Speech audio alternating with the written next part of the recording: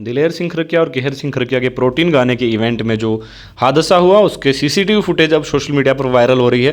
पहले आप लोग ये सीसीटीवी फुटेज देखिए, इसमें हालांकि आवाज़ें नहीं सुनाई दे रही, लेकिन इसमें दिख रहा है कि प्रिया जो है पहले ईशा राठी को थप्पड़ मारती है। ये देखिए थप्पड़ मारा, उसके बाद ईशा राठी भागकर उस तरफ जाती हैं और उन पर हमला करती हैं। उसके बाद की सारी चीज़ें आपको पता है कि किस तरह से चोटिल हुई वो। और इस वीडियो में काफ़ी सारे क्रिएटर्स हमें दिखाई दे रहे हैं, काफ़ी सारे लोग। अब सुनिए आप कि क्या कुछ बातचीत हो रही है।